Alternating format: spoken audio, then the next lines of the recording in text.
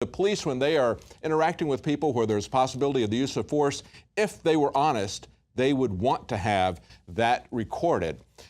Now, we see a lot of people celebrating, especially the liberal Democrats who think that Obama is now going to save them with the National Guard. They're cheering the National Guard being deployed in Ferguson, Missouri. And of course, it looks like they're going to be coming out immediately. Now, they don't feel the same way about the National Guard being used to protect our borders by the Texas governor, by Governor Perry.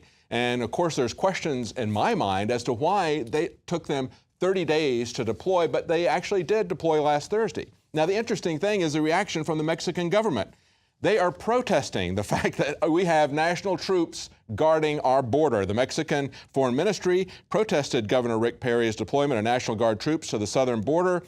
And it says, according to the AP, to halt the surge of child immigrants. Of course, it's only children, you know, that are coming across. There's no adults and no drug dealers. And as we point out time and again, many of those coming across are teenage gang members of drug cartels, many adults. The children, according to the figures that have been released by the government, comprise at most about 18% of those who are coming across the border, but yet they always portray it as nothing but children. And the Mexican government says that they want to reiterate in a firm and categorical way their rejection of this measure. They say no circumstance at all or change in the border security exists that justifies this measure taken by the state. They go on to say that it doesn't contribute in any way to solving the immigration problem. I would agree with them. Probably it doesn't, because these National Guard troop soldiers cannot detain undocumented immigrants, as the AP calls them. Of course, they're illegal aliens. They say that is a federal responsibility.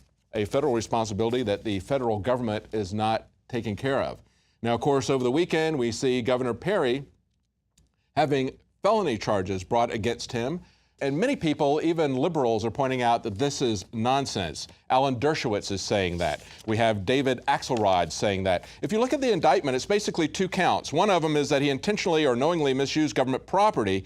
In other words, he didn't spend the money that was allocated for this public integrity unit. Can you believe it? This is a public integrity unit that is headed by this drunken DA who is verbally abusive. The police wanted her to be taken out. And of course, Perry threatened a veto, and that's count number 2. They say that he threatened to veto legislation. Well, that is his prerogative as governor. It's not surprising, really, that Governor Perry could have an indictment brought against him by a grand jury. Grand juries essentially do anything the district attorney wants them to do in most cases in this country. We saw just before the Ferguson riots broke out, we saw the top story the preceding week was a cop in New Jersey who said he didn't need to follow the Constitution. Well, what do the police do to honest cops who try to follow the Constitution?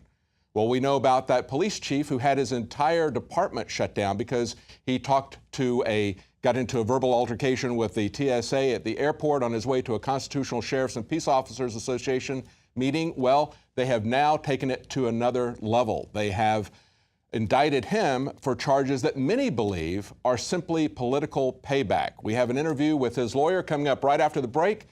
And Alex Jones is going to have an in-depth analysis of this article from Paul Joseph Watson about the Army preparing to use lethal force against unarmed civilians. Stay with us. Alex Jones here to tell you about how you can help spread liberty worldwide while also enjoying what I have found to be the best tasting 100% organic coffee on the planet. For more than a decade, my favorite coffee has come from the high mountains of southern Mexico, where the Chiapas farmers grow their unique shade-grown Arabica beans. We have now managed to secure these sought-after beans in a highly customized blend. Discover and try a bag of the Patriot Blend 100% organic coffee at InfoWarsLife.com. This coffee gives you a long, smooth pick-me-up for hours without the headaches and heartburn that so many other coffees give me personally. Hands down, this is my favorite coffee, and it's taken us years to secure connections directly to the Chiapas Mexican farmers. Drop by the site today, order a bag or two, and I don't think you're going to be disappointed. Available in original or with our Immune Support Infusion Blend. You will be supporting a free press, all the while enjoying a truly great-tasting cup of my favorite coffee. Available at InfoWarsLife.com.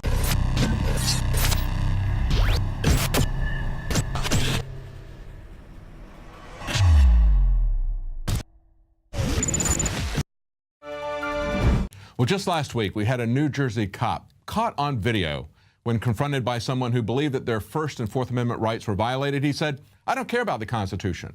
Obama doesn't care about the Constitution. He's not bound by it. Neither am I. We see this type of corruption in police departments all over the country now. And of course, in the past, we've had whistleblowers like Frank Serpico about the corruption based on the war on drugs. More recently in New York, we've had Adrian Schoolcraft, who blew the whistle and was testifying on the stop and search procedures of the New York Police Department. He was, for his trouble, he was picked up and arrested by the police there and put in an insane asylum until his father, a former police officer, was able to find him and get him out. That's an ongoing lawsuit going on there. Now, nowhere is this more of a problem, of course, than in Albuquerque. Albuquerque came to everyone's attention with the execution of the homeless man who was camping. And now we have an update to a story that we started covering back in February about the police chief, the entire police department of a small town taken down as this fellow was on his way to a Constitutional Sheriffs and Peace Officers Association meeting, and a federal agent who threatened him that he would be fired, that his entire department would be taken out, and they were. Now, 6 months later, that officer is being charged with rape. He's been arrested, and of course, it was a staged event. The local news was told about it. They showed up. He was not given a chance to turn himself in, and there are many questions about this grand jury indictment. The primary witness against him was not there to testify, and the audio and video footage of the arrest in question was not allowed into evidence. So many times we see, especially in Albuquerque, where they have a major scandal about Taser, where the former police chief went to work for Taser, we see that even though they had one of the largest contracts for lapel cameras, they're rarely used in situations where there's questions about what happened. Now we have the opposite situation. We have a police officer who recorded the confrontation, wanting to enter that into evidence, not being allowed. So we wanted to talk to his attorney, who himself is a former police officer, who is now a civil rights attorney in Albuquerque, Tom Grover. Thank you for joining us, Mr. Grover. Now, as I was looking at this, I saw the KRQE news report. It looked to me like a clear case of character assassination, and some outright lies about the case that I had investigated, going back to when there was the altercation at the airport, the argument, and the threat that from the TSA agent or the federal agent that he would have Shane Harger fired, and subsequently that did happen. They say that that all came about when Shane Harger was trying to get past security screening with identification cards that had two different names. That's not true. I've seen the footage that was released. They cut out the footage of the actual altercation, but he went to the airport police and said, I have two IDs here, and this is the reason I have two IDs. That's how it began. It wasn't like he was trying to slip something past them. So that raised questions right there. Do you want to address that? Well, first of all, it's an entirely separate issue to the criminal charges that my client is facing right now. But going back to the January incident, I mean, the fact is that Mr. Harger, at his own initiative, approached security to present them and disclose to them that he had his actual identity, then an alias identity relating to a witness protection program that he had been involved in. And in alerting them to that fact, it became, this sort of aggravated situation where people started posturing, and it unfolded into, a much larger, more complicated mess. But that's entirely unrelated to the situation facing Mr. Harger right now. I know. I just brought that up because it looked to me like a clear case of them trying to make him look like a dangerous and convicting him in the eye of public opinion. They showed up at his arrest, and that in and itself is unusual, isn't it? Typically, if there's a grand jury indictment, there's an arraignment date that is set up where they have a chance to turn themselves in. Instead, they went directly out with the cameras, with the local news station, and arrested him in front of the cameras. Oh, there's no doubt that this was a staged event. I mean, as his attorney, I didn't even know law enforcement was on their way until after they had picked him up, and I received a phone call from one of the arresting officers. The fact that, media personnel and camera personnel from all three stations were present at the police station when they brought Mr. Harger in for transportation to the detention center is a clear concerted effort to have the media present, and they were alerted by government agencies. They certainly weren't alerted by myself or Mr. Harger, and it does nothing but sort of fan the flames of of ridicule and in many ways may be prejudicial to my client. You talk about being prejudicial. In the article and in the video report, they say state police say Harger was taken into custody without any problems, as if they expected him to come out shooting or something. I mean, that's the kind of reporting that they did. They talked to a police officer, and even though they cover themselves legally by saying that this is an alleged crime, they use the term alleged, they have a quote from a police officer says, this just gives bad law enforcement a name when cops do this type of thing. So in other words, they're trying to convict him in the court of public opinion. And I guess I have a question also about the timing of this. They say that this began back in January, the investigation began back in January. To your knowledge, is that when it started? That's my understanding. And much like Mr. Harger initiated disclosure to TSA back in January, when this allegation first came into the municipality that he was working with, he referred it. My understanding is that he referred it himself to state police for investigation.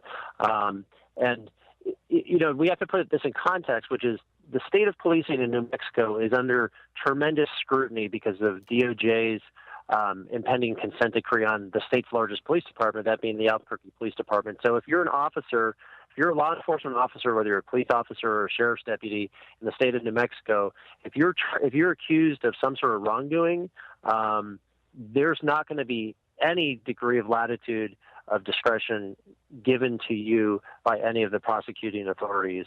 They're simply not going to do it because of the mismanagement and the dire condition of policing in the state because of so many things having happened and not being addressed. So that's the current climate of New Mexico policing. Now, this incident happened back in January. When were the allegations made? Was that back in January? Did she make those allegations in January? Did she make them more recently? I mean, let's particularize that a little bit. I mean, the alleged incident happened supposedly in January. Mr. Harger maintains his innocence, and under the eyes of the law, he's presumed to be innocent. So this alleged incident supposedly happened in January. That's correct. Mm-hmm. And when did she come forth and say something about that? Did she do that at the time? Because it's my understanding from your statement to KRQE, you said that she was not present at the indictment, which was pretty unusual. So when did she make these allegations? Weeks after the alleged incident is my understanding.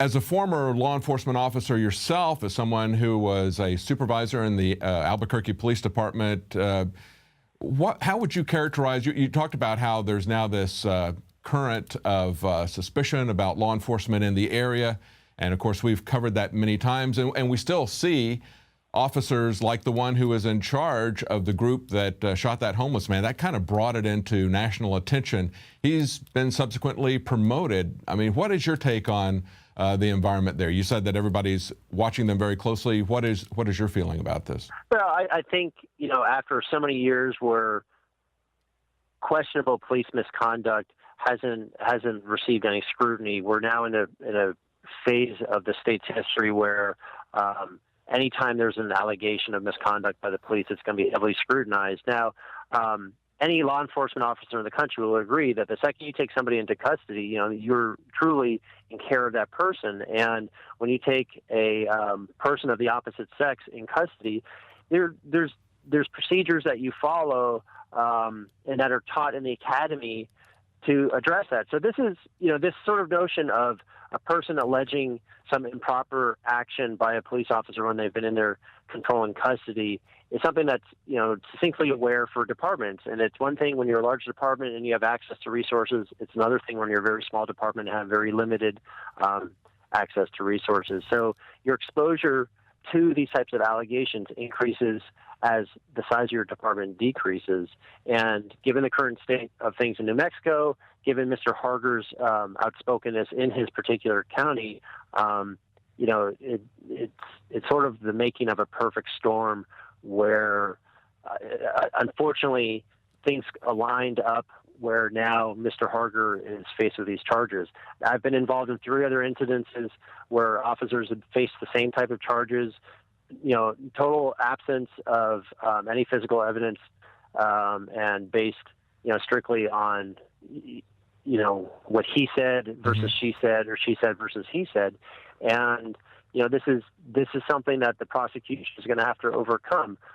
There are issues, and unfortunately, in those cases,